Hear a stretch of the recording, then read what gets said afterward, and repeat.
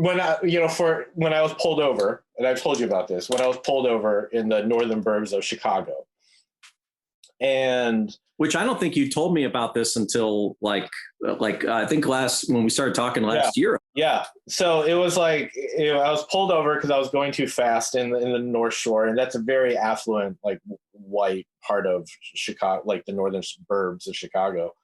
And I was pulled over, and the two cops were just, I mean, it was obvious they were delighted. One guy was like, my dogs were very anxious, for one, and they were like tapping at the Sanford and Winston were both really anxious, and the officer in the back, like the backup guy, was like tapping on the windows and like going like this to the window, and it was really agitating Sanford in particular.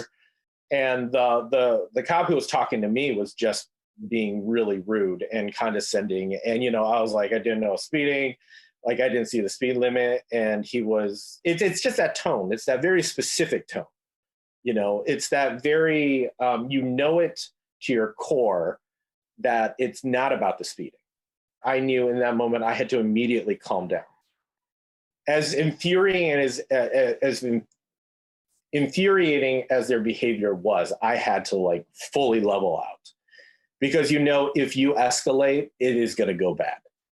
As an Asian American, it's not even, I can't imagine if you were Black or Latinx being in the car, what kind of nightmare that would be.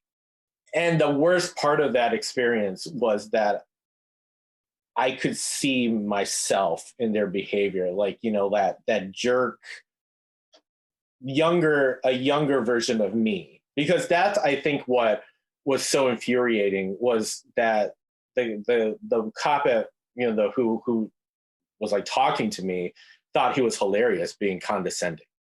But I sat there and I was like, I know these guys. I went to school with these guys. I was like these guys when I was younger. And and in that moment too, most importantly, is I knew part of their pleasure was pulling over a person of color. And that's why I followed up to file a complaint. On principle, I was like, I have to say something about this. And did you get like you got some kind of acknowledgement? That's actually you had to keep at it, right? Something? Yeah, that's why the moment was that it crystallized for me, because I went to that police station 3 times to complain. And the third time, basically, I saw the blue wall. So the first time they were like, okay, well, come in. Okay, we're going to have the police officers contact you, and then they're going to apologize. We're sorry that this happened. And I'm like, okay. And they're like, well, when you come back, they'll be here.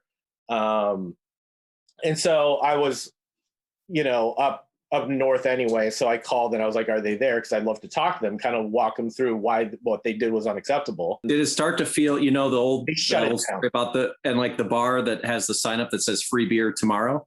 Yeah. And you never get it? Like, did it start to feel like they're the second time they were still friendly. And by the third time I was like, look, if they're not going to talk to me, I'm going to have to file that complaint. And that's when it was just like the wall came down. That's when it was very much just like, that is not going to happen. We will not let you file a complaint. And it like the sergeant came out, the chief of police came out, and they're like that. Oh, so we came out to like diffuse it. I never talked to the officers directly again. Oh, wow. Okay. So only their superiors, and they fully shut it down. And I left angry, and I was just like, this isn't worth my time. I need to move on. But doing that is also what has haunted me. I should have gotten an attorney. I should have lawyered up and filed that complaint. But, but that's part of the game too, is exhaust the people. It's like, give them the runaround until it becomes too much. And, we have kids, and I have a life to live, and I have to drive like 40 minutes to get up there. So it becomes a thing. And like, do I really want to get a lawyer? Do I just want to live my life? And I do regret that. And I know you've been a victim of like police harassment yourself. Well, it's interesting you say it, because like this, like hearing all these details, like it makes me feel like really foolish and like, so 15 years ago, I got pulled over. That's what happened to you, man. That is right.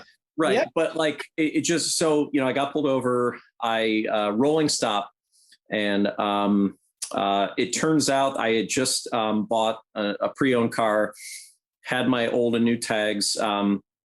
Unbeknownst to me, the dealer had not switched the plates. So about 12:15 at night, I do a rolling stop. They pull me over in my neighborhood. We don't live there a couple weeks, and asked me to get out of the car. Hadn't been drinking. I don't drink if I drive. So I was like, this is weird. What's going on? Your license plates came up stolen. What? I mean, I'm shocked. Give them the information. Turns out, that I was handcuffed. I was put in the back of the car. And they eventually ran the vehicle identification number, realized, the car wasn't stolen. And so I still got a ticket. They called a backup car because they didn't have a screwdriver. They needed to pry the plates off. They followed me home. I couldn't drive until I got the plate situation rectified. But, and I was like, really like, wait, this is, I was treated poorly, but in hindsight, we have a couple friends, that are in law enforcement, and I talked to them, and the next day I thought this was this outrageous thing. And they were like, yeah, maybe didn't have to go so far, but like they can do that, but they loosened the cuffs for me. And it was annoying. All right. I'm not going to deny that. I was complaining about it. I was griping about it, but I never felt like I was in danger. Yeah. I never felt like, hey, one, move and something could go really sideways. I just, I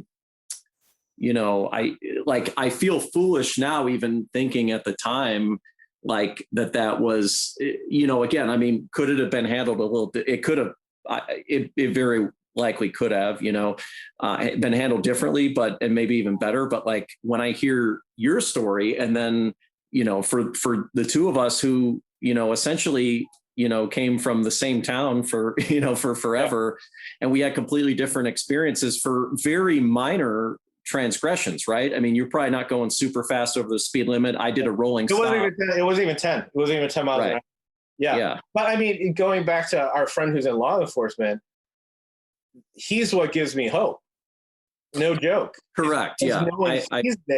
He's there on the front lines doing what he does.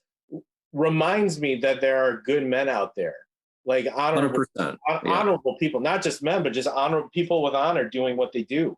And that's what law enforcement should be. That's what it should be about, but it just, in my personal experiences, that has not been the case. And in the experiences that my Black students have had, not the case. The experiences that my Black friends have had, not the case. And that's the hard part, is like, it's like those two concurrent realities, they're just running at the same times.